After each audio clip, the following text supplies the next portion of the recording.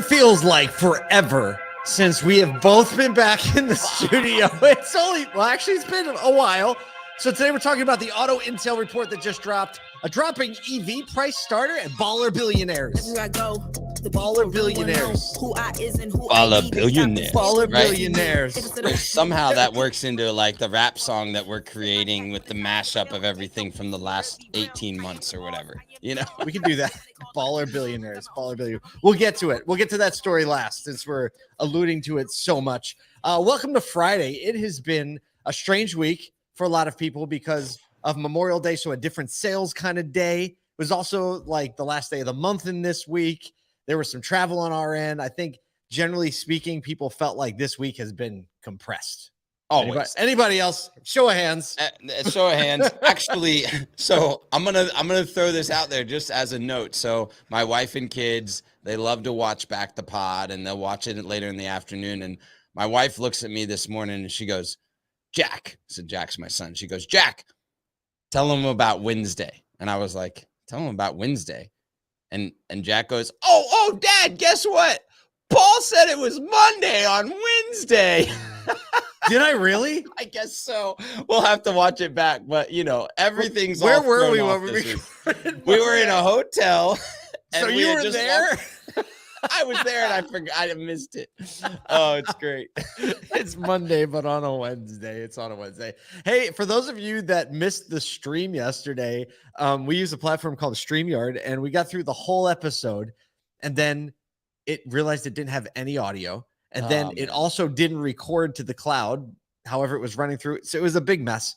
So we were audio only yesterday. So, if you didn't, And look, here's the thing: if you've never listened to the audio only pod, yesterday would be the day to start because we got off of having that conversation, and Paul and I just feel like it was a really valuable conversation both for us and for the industry. So I would just say, if you've never downloaded the pod, yesterday is the one that you might just want to go do and drop it on 1.5 speed, listen to us talk fast and get some of those insights, because it was just a genuine good conversation for us, and we'd love to share those conversations. let's talk about the reason we're really here today. Let's go. Because it is National Donut Day. Of course, that is absolutely the day. Actually, I can't handle National Donut Day. When I travel, it's like everything sideways. My wife said this morning, she said, "What do you want for lunch today?" I was like, I don't know. Food just doesn't sound good right now. It's just, it's you bad when you get to that point. And, it's just not travel right, food. Because sometimes if you work in the auto dealer world, travel food with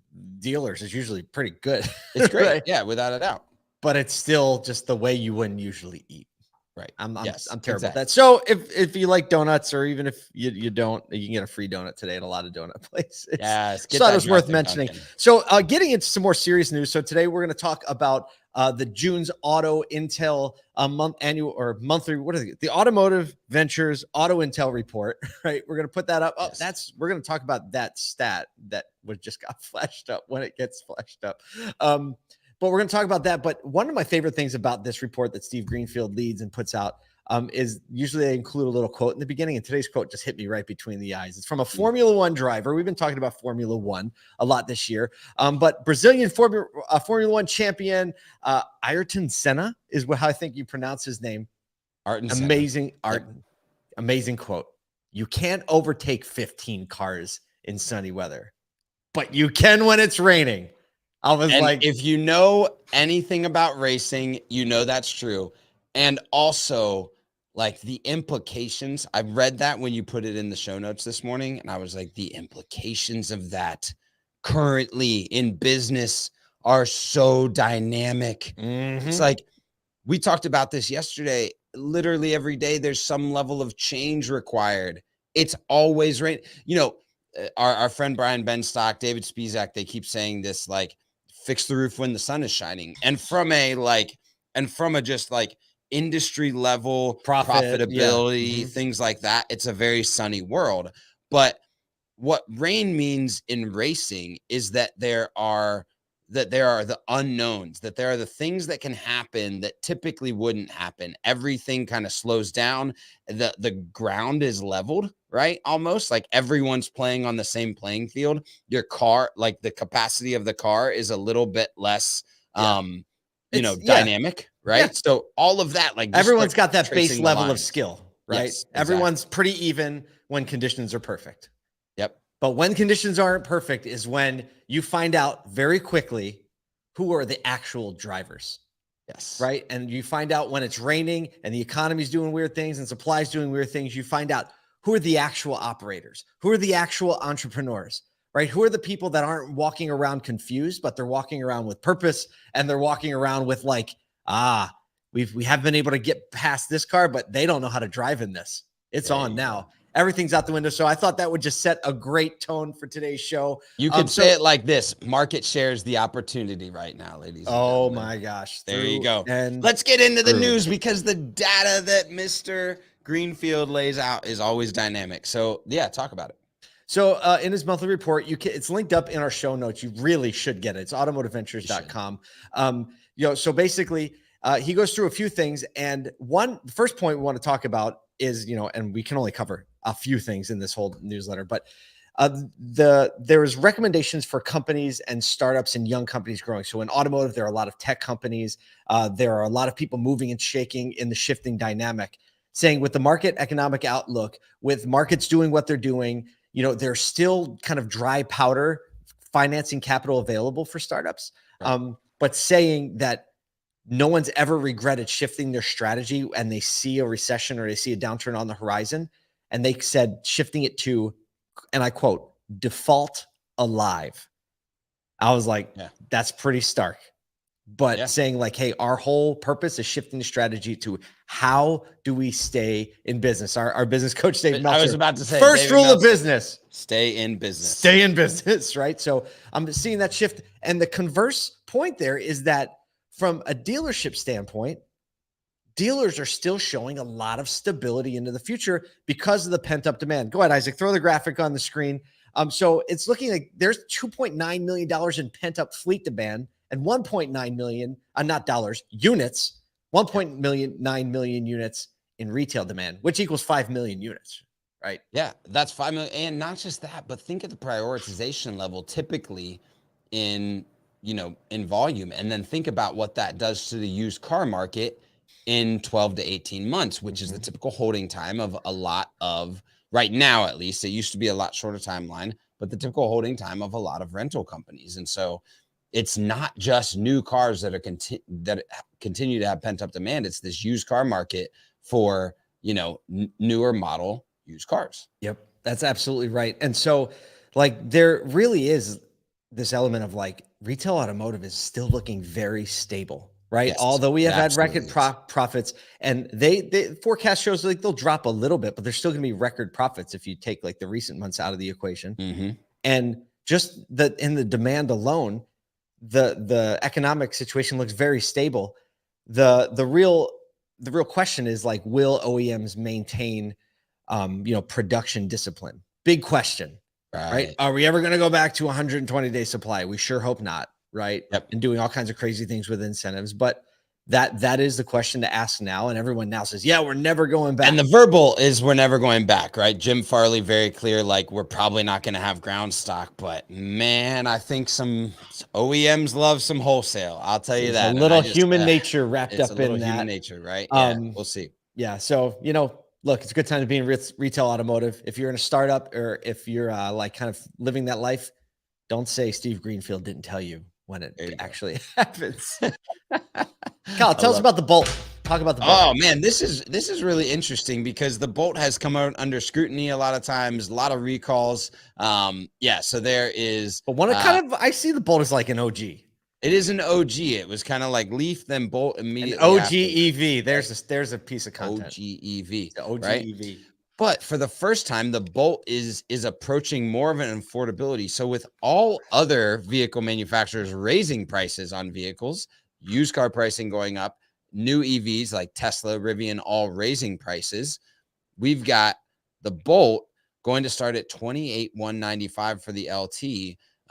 Where it was almost $35,000. And the premium trim coming down over $6,000 from almost 39 to mid 32s. You think about that. It's like, That's a whole, It's like almost a $100 a month 20%. in payment. It's almost right? a 20% price drop. I mean, Yeah. that really flies in the face of all the conversations we've been having. So strange. Battery prices, right? Supply shortages. And for Chevy to make, I don't know. I think this is under talked about right now, honestly. Well, I think about this is who's going to be the first one to say, like technology is advancing, which means we can, get prices more aligned, because you look at a lot of those like mid 30s, low 40s EVs.